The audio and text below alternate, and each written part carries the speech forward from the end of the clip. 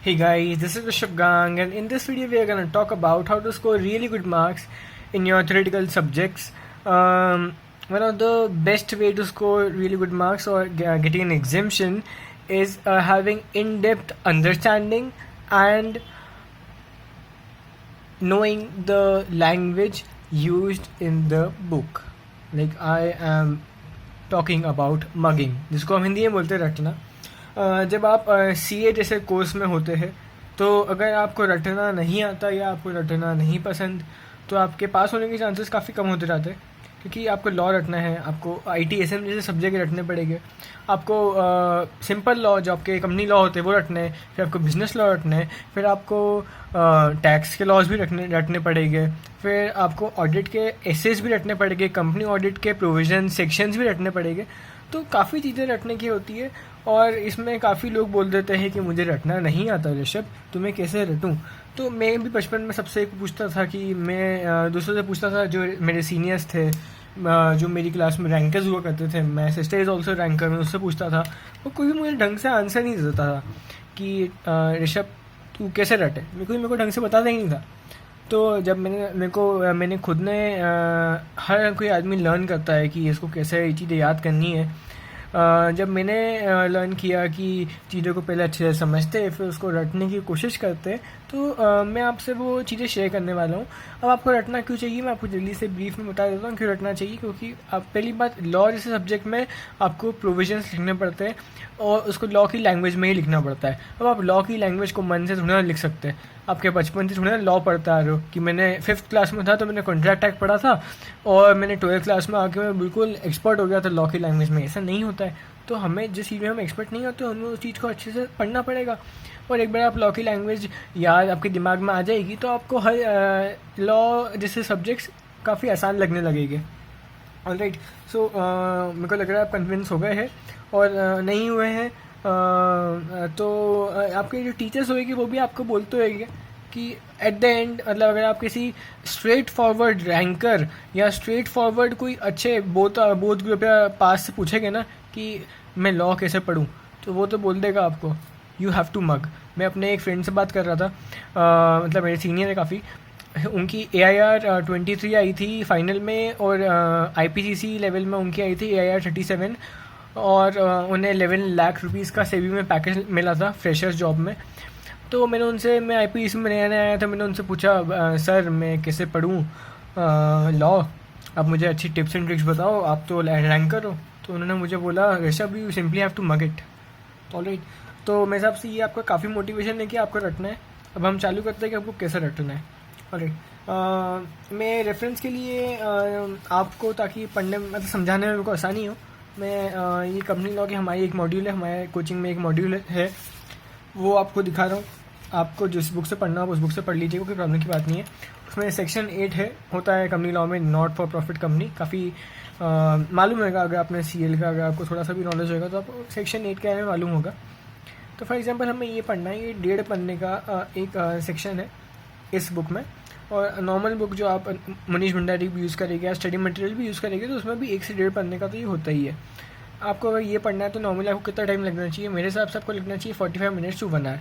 अब मैं आपको अगर आपको लगता है कि आपसे रटा नहीं जाता है तो आप ये मेथड फॉलो करिएगा, मोस्ट प्रोबेबली आप रट सकते अच्छे से याद कर सकेंगे चीज़ों को.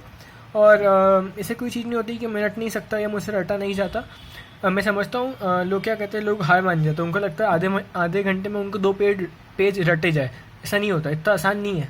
ठीक है, एक पन्ना याद करने में भी आधे से पौन घंटा लग जाता है. तो इतनी जल्दी हार मत मानिएगा और समय इन्वेस्ट करिएगा. और लॉ ऐसा सब्जेक्ट है कि इसमें रटना पड़ता है पर नंबर बहुत आसानी से मिल जाता है अगर आपने एक बार रट लिया हो तो हम चालू करते हैं अब कैसे रटना है. ऑलराइट, प्लीज़ रटने को किसी नेगेटिव सेंस से मत लीजिएगा. मैंने यहाँ पे लिखा हुआ है how to mug efficiently and effectively, मैं लिखना भूल गया वैसे, विथ इन डेप्थ अंडरस्टैंडिंग. ठीक है, सबसे पहले तो हम रीडिंग मारेंगे एक नॉर्मल स्पीड पे पूरे सेक्शन की. मतलब मैंने इसमें पूरे 1.5 पन्ने की रीडिंग मार लूँगा मैं यहाँ तक. ठीक है, और इससे मुझे आइडिया पता चल जाएगा कि ये सेक्शन या ये टॉपिक क्या बोलना चाहता है. और हमें ये पता चलेगा कि इस सेक्शन या इस टॉपिक की कितनी डिफ़िकल्टी है, लैंग्वेज में क्या डिफ़िकल्टी है. जैसे आप IT में पढ़ते हैं तो एक बार पूरा ओवरऑल रीडिंग लगा लेनी चाहिए ताकि आपको पता चल जाए कि आईटी का वो टॉपिक कितना डिफिकल्ट है। सेकेंड, मैं बोलता हूँ कि अब जो भी आपका पहला पैराग्राफ है, पहला पॉइंट है, इसमें पहला सब सेक्शन नहीं है, ये वाला इतना बड़ा है सब सेक्शन है, काफ़ी बड़ा सब सेक्शन है, तो इसकी आप इन डेप्थ डिटेल्ड रीडिंग लगाए मन में, ठीक है। इसमें मैं आपसे एक्सपेक्ट करता हूँ कि आपको चीज़ों की अंडरस्टैंडिंग बैठ जाए कि फॉर एग्जांपल ये वाला है, तो इसमें मैं चाहता हूँ कि आपके दिमाग में ये आ जाए कि सेंट्रल गवर्नमेंट ये बोलती है कि अगर ये आपके पास ऑब्जेक्ट्स होंगे, ये अप्लाई, अगर आप ऐसे अप्लाई प्रॉफिट को अप्लाई करेंगे और ऐसा अगर आप प्रोहिबिट करते हैं डिविडेंड देने को, तो central government if it deems fit आपको ये चीज़ें ये मतलब आपको प्राइवेट लिमिटेड कंपनी या लिमिटेड कंपनी में नहीं आना पड़ेगा, आपका एडिशन आपके नाम में ये इन चीज़ों का एडिशन नहीं होगा। ये मैं चाहता हूँ कि आपको एटलीस्ट इतना तो समझ में आ ही जाए सेकंड स्टेप में, जो ये वाली स्टेप है, ठीक है।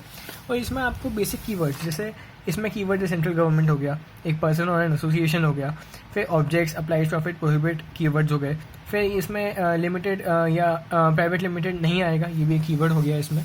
तो आपको इनकी एक बेसिक नॉलेज आ जाए आपको कि आपको ये सब करना है। फिर आपको एक जो अंडरस्टैंडिंग तो हो ही जानी चाहिए, क्योंकि आपने एक डीप और डिटेल रीडिंग की है, ठीक है।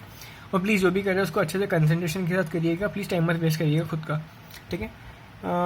अब थर्ड स्टेप है कि हमें रटना है, तो हम चीज़ों को बोल बोल के पढ़ेंगे। चीज़ों को बोल बोल के पढ़ने से रटने का भी हेल्प होती है, आपको लैंग्वेज याद होने लग जाती है, आपको वर्ड याद होने लग जाते हैं। 2 से 4 बार आप अच्छे से उसको जोर जोर से पढ़ेंगे तो मोस्ट प्रोबेबली आपको चीज़ें याद होना चालू हो जाएगी। इससे आपको हेल्प ये होगी कि आपको कीवर्ड्स अच्छे से याद होने लग जाएगी और आपको लिटिल बिट ऑफ जो लॉ की लैंग्वेज होती है, जो भी आप सब्जेक्ट पढ़ रहे हैं उसकी लैंग्वेज का आपको दिमाग में आपको थोड़ा थोड़ा बैठने लग जाएगा, ठीक है। आप वीक हो स्ट्रांग हो, आपका मतलब ग्रास्पिंग का वीक हो स्ट्रांग हो, इट डजेंट मैटर। 2 से 4 बार पढ़ने के बाद तो आदमी के दिमाग में थोड़े कीवर्ड्स तो बैठ ही जाएंगे ना यार। और हम सीए कर रहे हैं यार, मतलब हम कोई बुद्धू थोड़ी ना है, सीपीटी पास करके आए यार, थोड़ा तो दिमाग तो है ना हमें, ठीक है। तो 4 बार पढ़ोगे तो थोड़ा बहुत तो याद हो ही जाएगा ना। फिर फोर्थ स्टेप जो होती है, जो है recall and speak without seeing, उसमें मैं रिकमेंड करता हूँ कि आपको ये सेक्शन एक बार खुद बोल के देखना है बिना देखे, कोशिश करिएगा बिना देखे।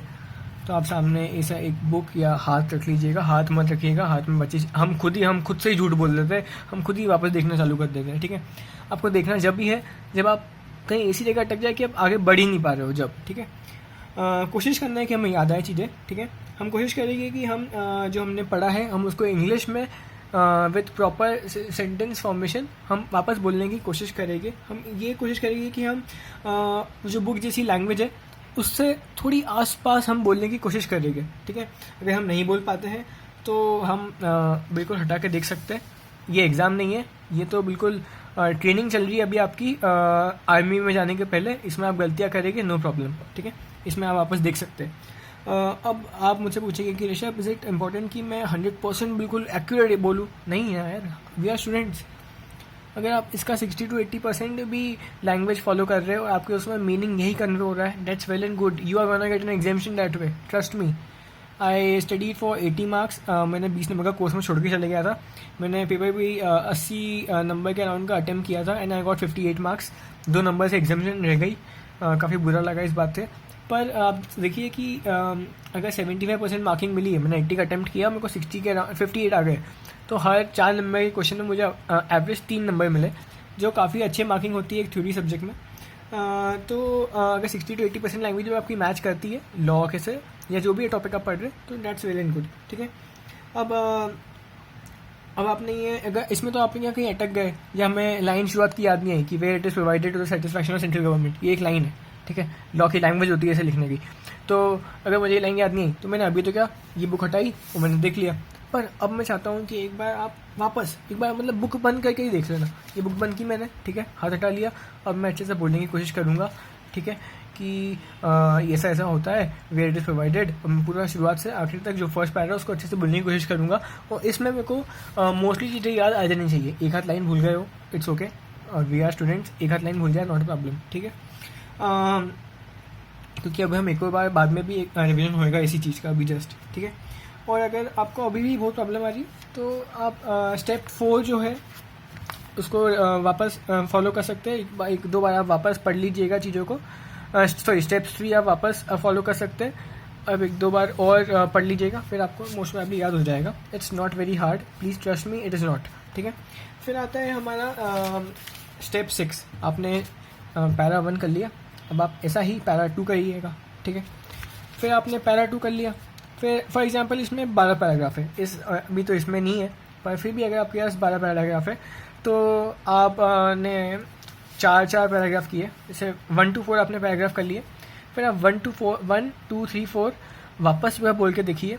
इसमें आप थोड़ी बहुत चीज़ें भूल जाएंगे, इट्स वेरी नॉर्मल। भूल गए तो ठीक है, बुरा मत मानिएगा, इट्स ओके। थोड़ा बहुत भूलना, it's okay, don't mind it. ठीक है, फिर मैंने 5 6 7 8 बिल्कुल वैसे ही स्टेप 1 से मैंने रिपीट किया। मैंने पहले 5 पढ़ा, 5 को मैंने अच्छे से याद कर लिया, फिर मैंने 6 को अच्छे से पढ़ा, फिर 7 को अच्छे से पढ़ा, फिर 8 को अच्छे से पढ़ा, फिर मैंने 5 6 7 8 को वापस बोलने की कोशिश की, है ना। फिर मैंने 9 10 11 12 को वैसे ही पढ़ा और फिर उसमें लास्ट में अच्छे से बोलने की कोशिश की।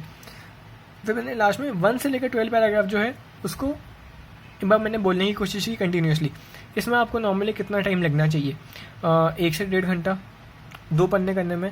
अब अगर ये क्वेश्चन बन आ गया सेक्शन 8 का, तो कम से कम 8 नंबर का क्वेश्चन आएगा ये। ठीक है, और 8 नंबर का क्वेश्चन आपको, मतलब 8 नंबर बहुत होते हैं यार, पास करवा के जाएगा।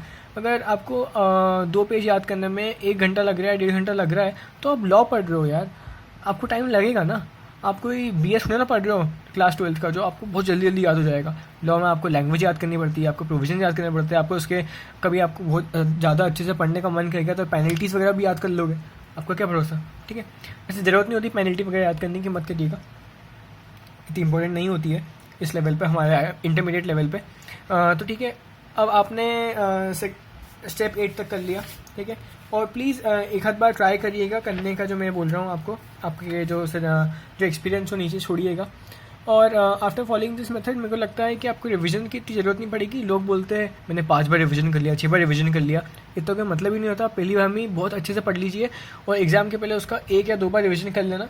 एक बार तो मतलब जो एग्ज़ाम के 1 दिन पहले होता है वो वाला, वो तो करना ही है आपको। ठीक है, और जैसे आपने आज पढ़ा, तो जब आप कल इस सब्जेक्ट को वापस उठाएंगे तो शुरुआत को जो आधा घंटा होता है ना, उसमें ये टॉपिक एक बार वापस रिवाइज कर लो जल्दी से।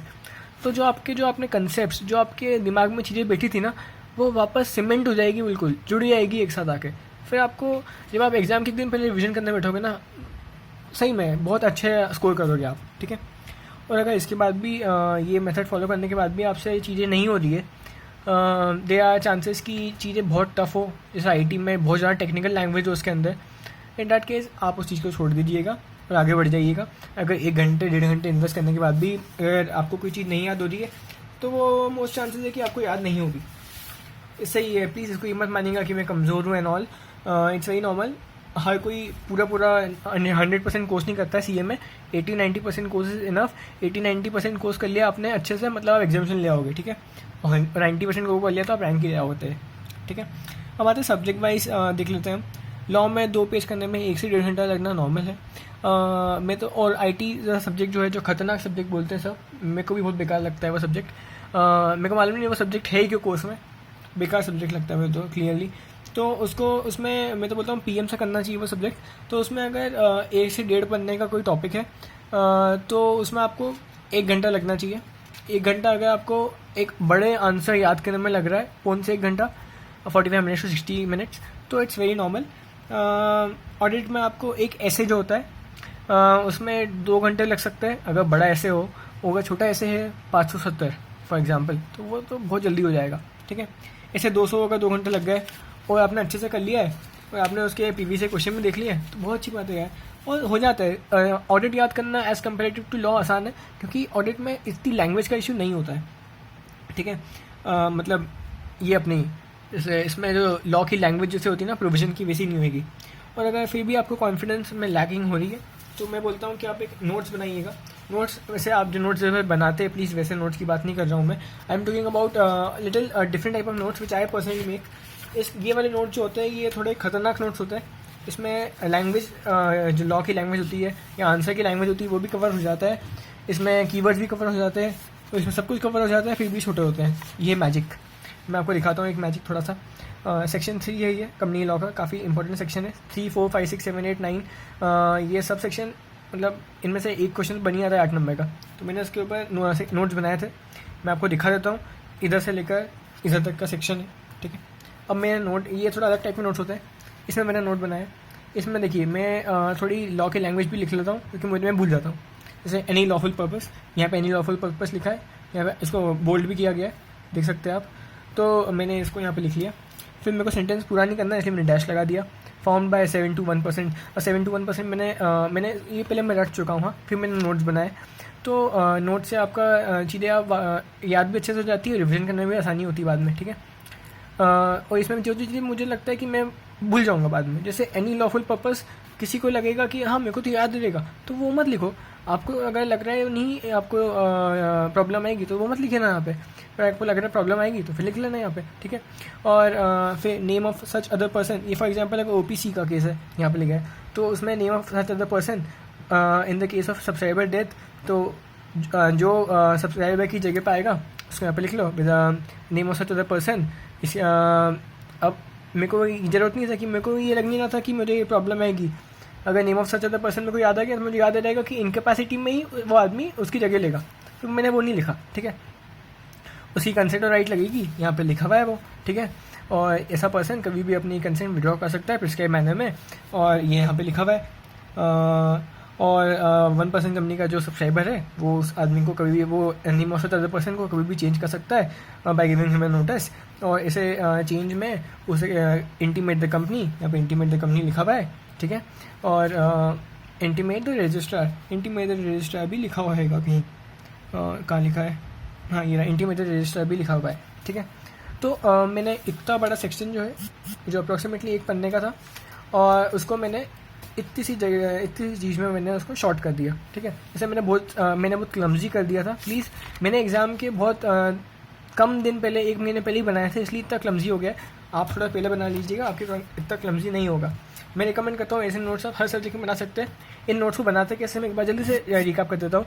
पहले तो आपको कीवर्ड्स लिखना है, ठीक है। आपने कीवर्ड्स लिख लिए। फिर लैंग्वेज जो आपको टफ लग रही है, जो लाइन आप भूल जाते हैं, for example any lawful purpose मैं भूल जाता हूँ, उसको भी आप लिख लेना। उसमें कीवर्ड तो आपको लिखना ही है, लैंग्वेज भी लिखनी है आपको, और आपको जहाँ पे आप सेंटेंस कंप्लीट नहीं कर रहे वहाँ पे डैश डैश करके लिख लीजिएगा, तो हो जाएगा, ठीक है। So thank you guys for watching this video. I hope this video really helped you out. और ऐसे आप बोलेंगे तो मैं ऐसे जो चीज़ें जो हम प्रोसेस फॉलो करते हैं चीज़ों को लर्न करने में, अगर आप प्रैक्टिकल से देखें मुझे कुछ बोलेंगे कि ऐसा कुछ मुझे समझा दो ऋषभ, तो मैं समझा दूंगा आपको कि उस चीज़ को ऐसे अप्रोच करते हैं, जैसे थ्योरी को ऐसे अप्रोच करते हैं। तो मैं प्रैक्टिकल सब्जेक्ट में आपको वैसे कोई प्रॉब्लम हो तो आप मुझे बोल दीजिएगा, उसको मैं वीडियो बना दूंगा। और आई होप कि वीडियो आपको हेल्प करेगा। सो बाकी वीडियोज़ भी आप देखते रहिएगा। And thank you guys. बस अब ये वीडियो एंड करते हैं, काफ़ी लंबा हो गया है। So thank you guys for watching this video. This is Rishabh Gang signing off.